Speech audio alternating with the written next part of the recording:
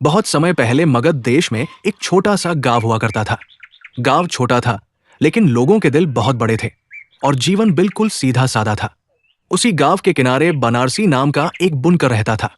बनारसी गरीब जरूर था, लेकिन उसके हाथों में ऐसा हुनर था कि लोग उसके कपड़ों को देखकर हैरान रह जाते थे। जब वो करघे पर बैठता तो धागे जैसे उसकी उंगलियों के इशारे पर चलने लगते थे। कपड़े पर फूल खिल जाते, मोर बन जाते, तोते उड़ते हुए दिखाई देते थे और कपड़ा जैसे बोलने लगता था।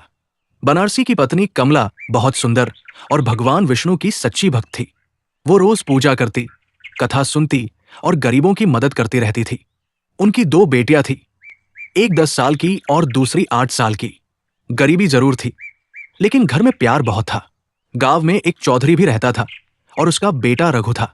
रघु और बनारसी दोनों बहुत अच्छे दोस्त थे। रघु अमीर घर का था और बनारसी गरीब था, लेकिन उनकी दोस्ती में कभी फर्क नहीं पड़ा।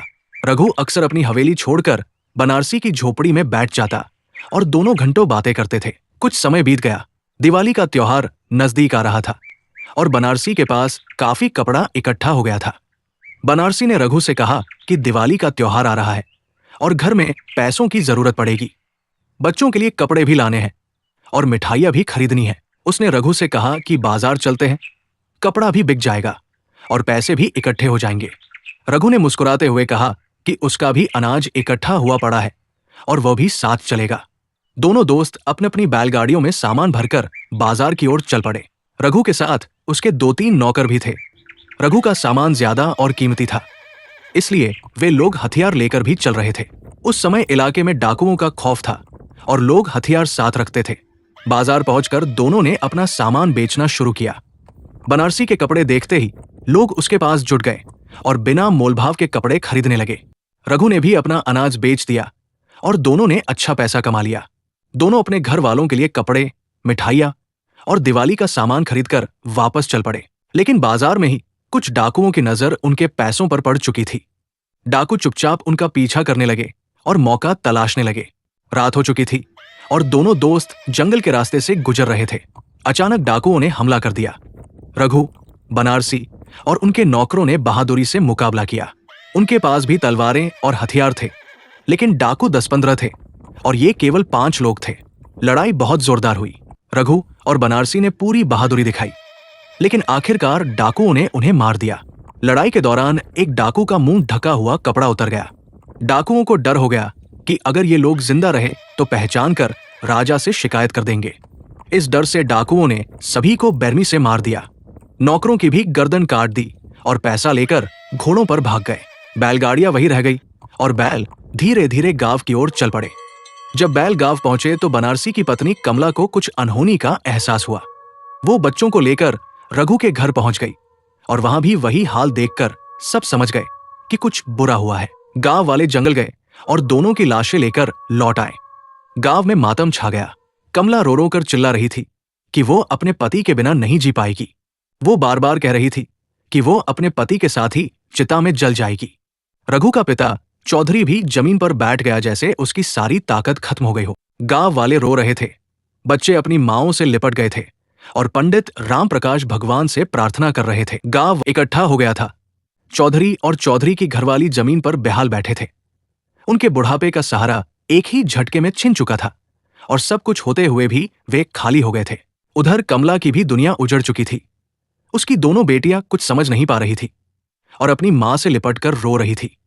कमला बार बार एक ही बात कह रही थी कि हे भगवान, मैंने तुम्हें खुश करने में कौन सी कमी छोड़ी थी। हर गरीब में तुम्हारा रूप देखा, हर इंसान की सेवा की, फिर तुमने मेरा सुहाग क्यों छीन लिया। गांव वाले इस दुख से अंदर तक हिल गए थे और सबको आने वाली दिवाली अंधेरी और भयानक लग रही थी। पुजारी रामप्रकाश आगे बढ़े और कमला के सिर पर हाथ रखकर उसे समझाने लगे कि मरने की बातें मत करो, भगवान पर भरोसा रखो। अगर तुम टूट जाओगी तो बच्चों का क्या होगा। कमला रोते हुए बोली कि पुजारी जी कहना आसान है, भगवान नहीं, हम इंसान हैं।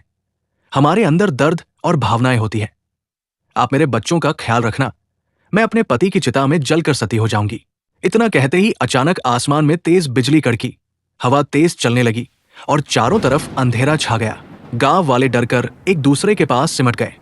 बच्चे अपनी माओं को पकड़ने लगे और पुजारी हाथ जोड़कर आसमान की ओर देखने लगे। आकाश में अचानक तेज प्रकाश फैलने लगा और रोती हुई कमला ने भी आंसुओं से भरी आंखों से ऊपर देखा। तभी ऊपर से गूंजती हुई आवाज आई, कमला दुखी मत हो, अपनी जिद छोड़ दे, मैं तुम्हारी पुकार सुन रहा हूं।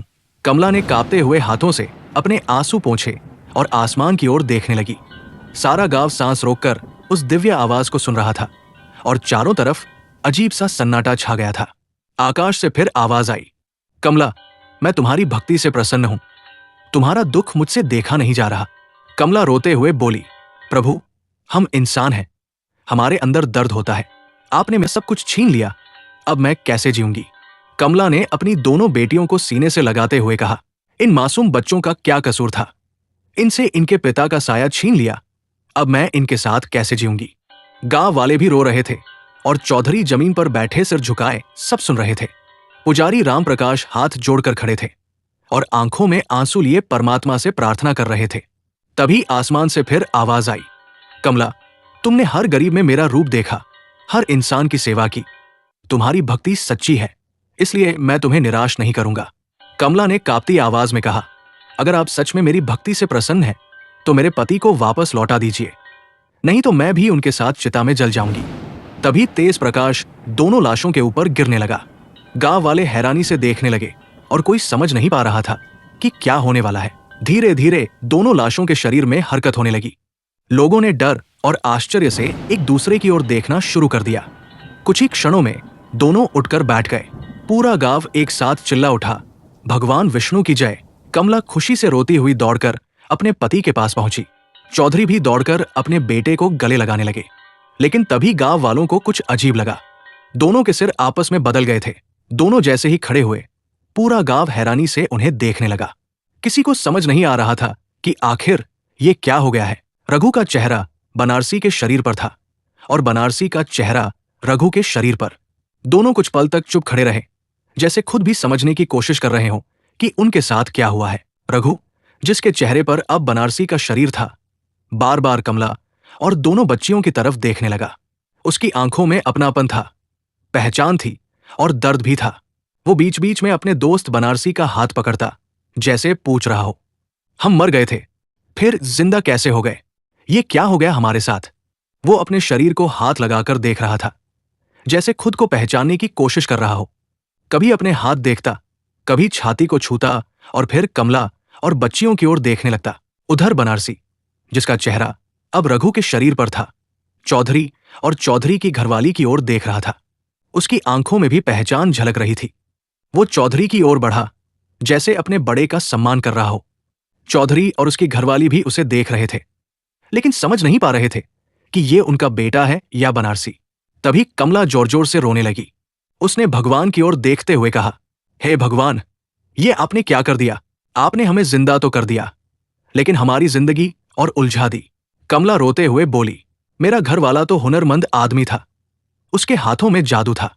वो घंटों बैठकर करघा चलाता था और कपड़े बनाता था। चौधरी का बेटा तो कभी काम करना नहीं जानता था, वो तो हमेशा नौकरों से काम करवाता था। उसके हाथ नरम है, उसने कभी मेहनत नहीं की।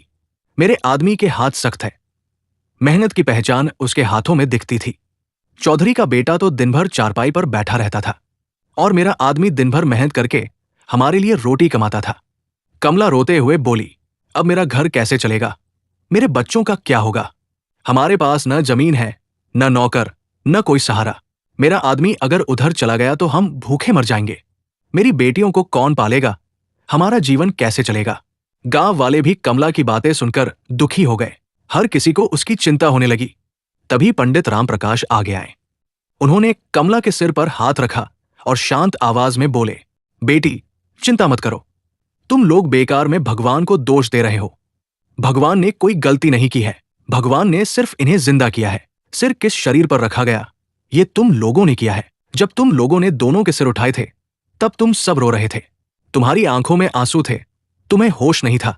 इसी घबराहट में तुमने ध्यान से नहीं देखा। बनारसी के शरीर पर रघु का सिर रख दिया और रघु के शरीर पर बनारसी का सिर जोड़ दिया। ये गलती भगवान की नहीं, तुम लोगों की है। आदमी की पहचान उसके शरीर से नहीं होती, उसके दिमाग से होती है। हुनर हाथों में नहीं, दिमाग में होता है। आंखें वही देखती है जो दिमाग पहचानता है, कान वही सुनते हैं जो दिमाग समझता है। हाथ वही काम करते हैं जो दिमाग आदेश देता है। पैर वही चलते हैं जहां दिमाग जाने को कहता है। अगर दिमाग कहे तो हाथ कर भी चलाएंगे और खेत भी जोतेंगे, और अगर दिमाग कहे तो आंखें अपने परिवार को पहचान लेंगी। तुम्हारे पति का दिमाग जहां है वही तुम्हारा पति है। रघु का दिमाग जहां है वही चौधरी का बेटा है। पंडित की बातें सुनकर दोनों दोस्तों को जैसे होश आने लगा। सब एक दूसरे को देखने लगे। गांव वालों को अपनी गलती समझ आने लगी। कमला भी चुप हो गई और सोचने लगी। चौधरी भी सिर झुकाकर खड़े रह गए। तभी दोनों दोस्तों को भी धीरे धीरे होश आने लगा। उनका दिमाग अब काम करने लगा। रघु का चेहरा लिए शरीर धीरे धीरे चौधरी की ओर बढ़ा। उसने झुककर चौधरी के पैर छुए। चौधरी की आंखों से आंसू बहने लगे और उन्होंने उसे गले लगा लिया। उधर बनारसी का चेहरा लिए शरीर कमला और दोनों बच्चियों की ओर बढ़ा। उसने दोनों बच्चियों को अपने सीने से लगा लिया। कमला रोते रोते मुस्कुराने लगी।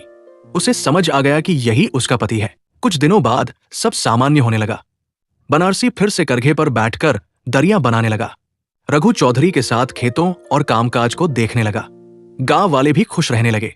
बैल खेतों में चल रहे थे, बच्चे खेल रहे थे, पंडित राम प्रकाश मंदिर के सामने खड़े मुस्कुरा रहे थे और गांव में फिर से खुशहाली लौट आई। दोस्तों, ऐसी ही और कहानी देखने और सुनने के लिए हमारे चैनल को सपोर्ट करें, बहुत मेहरबानी होगी।